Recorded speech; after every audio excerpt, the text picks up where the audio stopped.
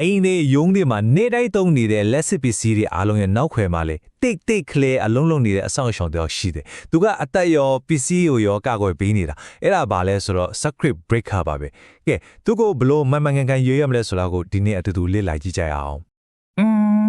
breaker ကိုတာမတော့မိရင်တာမမဟုတ်လုံးဝမရှိခဲ့ရင်ဘာဖြစ်မလဲအဖြေကဒီလိုပုံတွေကအတိုင်းပါပ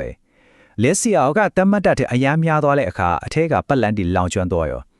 အတိအကျပြောရင် circuit breaker ရဲ့အဓိကတာဝန်ကဒါမျိုးလုံးဝမဖြစ်အောင်တားဆီးပေးဖို့ပါပဲဒါဆိုအဓိကမြေကုန်းကဒါပဲပေါ့စပီစီတွေပိုင်ဆိုင်မှုတွေအရေးကြီးဆုံးတော့လူအထက်ကိုကာကွယ်ပေးဖို့အတွက်မန်ကန်တဲ့ breaker တစ်လုံးကိုဘယ်လိုရွေးမလဲโอเคဒီတော့အဓိကကြတဲ့အကာအကွယ်အလွတ်ထုံးလွှာရှိတယ်အဲ့ဒါတွေကိုတစ်ခုချင်းစီတေးချာလေးရှင်းပြသွားပါမယ်ကဲပထမဆုံးလွှာကိုအရင်ကြည့်ကြအောင်လုံခြုံရေးမှာအခြေခံကြဆုံးစီမင်းပါပဲ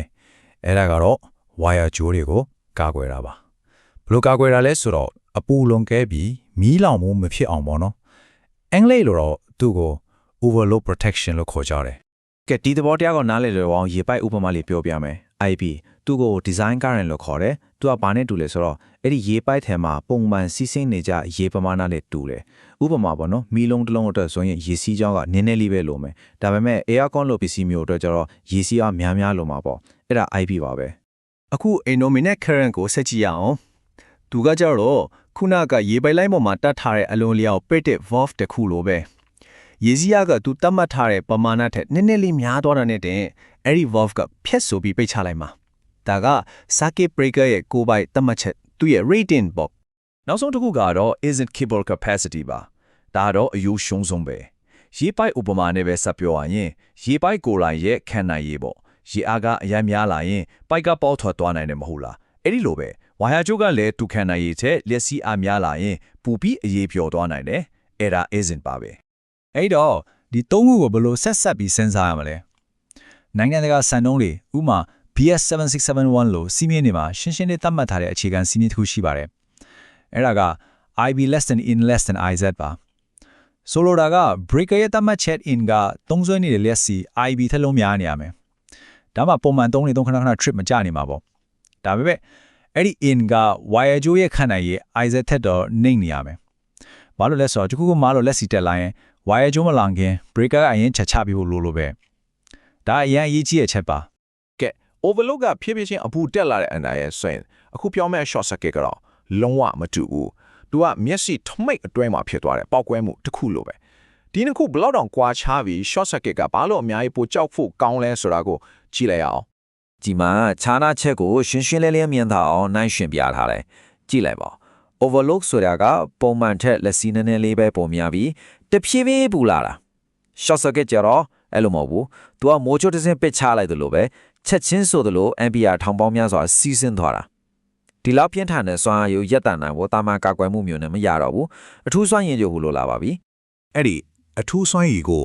breaking capacity လို့ခေါ်ပါတယ်တနည်းပြောရရင်ဒါက breaker တစ်လုံးရဲ့ stand ပေါ့သူဘလောက်ထိခံနိုင်ရရှိလဲဆိုတာကိုပြတာဆိုလိုတာကအင်မတာပြင်းထန်တဲ့ short circuit ဖြစ်လာတဲ့အခါမှာတော့ကိုယ်တိုင်ပေါက်ခွဲထွက်မသွားဘဲနဲ့အဲ့ဒီလက်စီးကြောင်းကြီးကိုအောင်မြင်စွာဖြတ်တောက်နိုင်တဲ့စွမ်းရည်ကိုပြောတာပါဒီပုံလေးက breaking capacity အလုံးလုံးပုံကိုရှင်းလေးပြနေတာပဲအဲ့ဒီပြင်းထန်တဲ့လက်စီလိုင်းလုံးကြီးဝုန်းကနေဝင်လာတဲ့အခါ breaker အဲ့ဒီစွမ်းအားကိုကြံ့ခံပြီးတော့ပတ်လန်းကိုချက်ချင်းဖြတ်တောက်ဖြစ်လိုက်တယ်စဉ်းစားကြည့်လေ breaker ကိုယ်တိုင်ဒါဒီလိုကြံ့ခိုင်မှုမရှိခဲ့ဒီလိုလိုင်းလုံးကြီးရဲ့တန်းကိုဘယ်ခံနိုင်ပါမလဲသူ့ဘာတခါတည်းပျက်စီးသွားမှာပေါ့ကဲအခုဒီကတော့ CPCD နဲ့ wire ချိုးဒီကိုကာကွယ်တဲ့အကြောင်းဒီပြောခဲ့ပြီဒါပေမဲ့အဲ့ဒါတွေအားလုံးနဲ့ပိုအေးကြီးတာတခုရှိတယ်အဲ့ဒါကတော့လူအတက်ကိုကာကွယ်တာပါပဲအခုအဲ့ဒီအကြောင်းကိုဆက်ကြည့်ကြအောင်လူအသက်ကိုအဓိကကာကွယ်ပေးဖို့အတွက်ဆိုရင် RCD လို့ခေါ်တဲ့အထူးကိရိယာတစ်ခုလိုလာပါပြီသူ့လိုကအရန်ရိုးရှင်းတဲ့ face ကြိုးကနေထွက်သွားတဲ့လက်စီးနဲ့ neutral ကြိုးကနေပြန်ဝင်လာတဲ့လက်စီးအဲ့ဒီနှစ်ခုအမြဲတမ်းညီနေရလားဆိုတာကိုတစ်ချိန်လုံးစောင့်ကြည့်နေတာဘာလို့လဲဆိုတော့အဲ့ဒီနှစ်ခုသာမညီတော့ဘူးဆိုရင်အဒီဘက်ကရှင်းလေးပဲလက်စီးကပုံမှန်လမ်းကြောင်းကနေလွဲပြီးတနေရာကိုယူစိမ့်ထွက်သွားပြီးဆိုတဲ့သဘောပါပဲ RCD ကအသက်တစ်ချောင်းကိုဘလို့ကဲတယ်လဲဆိုတော့အဆင့်30နဲ့အလွတ်လုပ်တယ်နံပါတ်1သူကအသွားလက်စီးနဲ့အပြန်လက်စီးကိုအမြဲတမ်းချိန်ခွင်လို့ချိန်နေတယ်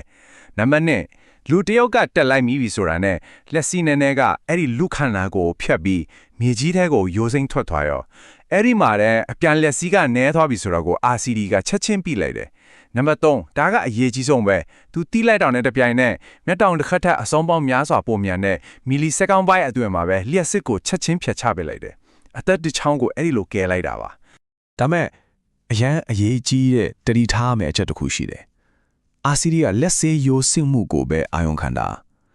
ခုနပြောခဲ့တဲ့ overload တို့ short circuit တို့လို့ phase နဲ့ neutral ကြားမှာပဲဖြစ်တဲ့ပြဿနာတွေကိုသူကလုံးဝမသိဘူး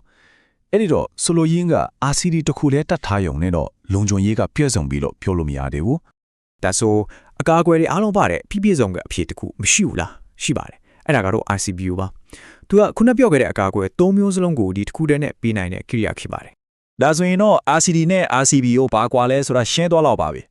RCD ဆိုတာကလူကိုဒင်းမလိုက်အောင်ကာကွယ်ပေးတဲ့နေရာမှာအထူးကျွမ်းကျင်တဲ့ specialist တရားလိုပဲ RCBO ကတော့အဲ့ဒီ specialist ရဲ့စွမ်းရည်အပြင် overload နဲ့ short circuit တွေကိုပါကာကွယ်နိုင်တဲ့ all in one အဆောင်အရှောက်ကြီးပါ ကဲဒီစီယာလေးကအားလုံးကိုအနည်းချုပ်ပြထားတာပါ MCB လို့ခေါ်တဲ့ Thermal Breaker က overload နဲ့ short circuit အကနေကာကွယ်ပေးတယ်ဆိုလိုတာက sufficient wire ကြိုးကိုကာကွယ်တာပေါ့ RCB ကတော့ deadline မှု Art Fork ကနေပဲကာကွယ်ပေးတယ်ဆိုတော့လူအသက်ကိုကာကွယ်တာပေါ့ RCBO ကတော့အဲ့ဒီ၃မျိုးလုံးကိုအကုန်ကာကွယ်ပေးပါတယ်ဒါကြောင့်ကိုယ့်ရဲ့လိုအပ်ချက်ကဘာလဲဆိုတာကိုဒီစီယာကိုကြည့်ပြီးအလွယ်တကူဆုံးဖြတ်လို့ရသွားပါပြီ အဲ့ဒီတော့နောက်ဆုံးပြန်ချုပ်ရရင်မှန်ကန်တဲ့အကာအကွယ်တစ်ခုကိုရွေးချယ်တယ်ဆိုတာက store ဆိုင်မှာပစ္စည်းတစ်ခုသွားဝယ်သလိုမျိုးမဟုတ်ပါဘူးပတ်လန်းရဲ့ပုံမှန်သုံးဆိုင်မှု IB လာဘယ်လောက်လဲဝါယာကျိုးရဲ့ခဏရေး IZ ကဘယ်လောက်ရှိလဲဖြစ်လာနိုင်တဲ့အပြင်းထန်ဆုံးချုပ်ရွေးမှုကဘယ်လောက်အထိလဲပြီးတော့လူအတက်ကိုကာကွယ်ဖို့အတွက်ဘယ်လောက်မြန်ဖြတ်တောက်ဖို့လိုလဲအဲ့ဒီချက်တွေအားလုံးကိုချိန်စားစဉ်းစားပြီးမှရတဲ့အရန်အရေးကြီးတဲ့ဆုံးဖြတ်ချက်တစ်ခုဖြစ်ပါတယ် ဒီအချက်လက်တွေကိုတီးပြီးတဲ့နောက်မှာတော့လေအခုအိမ်ကမီးဘူး distribution port ကိုပြန်ကြည့်လိုက်တဲ့အခါအမြင်ဖြောင်းသွားလောက်ပြီးထင်ပါတယ်အဲ့ဒီမှာရှိနေတဲ့ခလုတ်လေးတွေဟာတာမန်ခလုတ်လေးတွေမဟုတ်တော့ဘူးသူတို့ဟာကိုယ်နဲ့မိသားစုကိုကာကွယ်ပေးနေတဲ့အလွာသုံးလွာပါတဲ့အဆောင်အလျှောက်တွေဆိုတာကိုမြင်လာပါလိမ့်မယ်ဟုတ်ပါတယ်ရက်စစ်ဆိုတာအရန်အထုံးဝင်ပေမဲ့တစ်ဖက်မှာလည်းအရန်အန္တရာယ်များပါတယ်ဒါကြောင့်မှန်ကန်တဲ့အကာအကွယ်ကိုရွေးချယ်တက်ဆင်ထားဖို့ကအမြဲတမ်းအရေးကြီးဆုံးပါပဲ